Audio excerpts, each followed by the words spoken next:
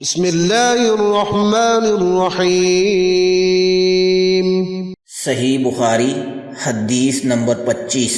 اس حدیث کو ہم سے عبداللہ بن محمد مسندی نے بیان کیا، ان سے ابو رو حرمی بن عمارہ نے، ان سے شعبہ نے، وہ واقد بن محمد سے روایت کرتے ہیں۔ وہ کہتے ہیں میں نے یہ حدیث اپنے باپ سے سنی۔ وہ ابن عمر رضی اللہ عنہ سے روایت کرتے ہیں کہ رسول اللہ صلی اللہ علیہ وآلہ وسلم نے فرمایا، مجھے اللہ کی طرف سے حکم دیا گیا ہے کہ لوگوں سے جنگ کروں اس وقت تک کہ وہ اس بات کا اقرار کر لیں کہ اللہ کے سوا کوئی معبود نہیں ہے، اور یہ کہ محمد صلی اللہ علیہ وآلہ وسلم اللہ کے سچے رسول ہیں، اور نماز ادا کرنے لگیں اور زکوٰۃ دیں۔ جس وقت وہ یہ کرنے لگیں گے تو مجھ سے اپنے جان و مال کو محفوظ کر لیں گے، سوائے اسلام کے حق کے۔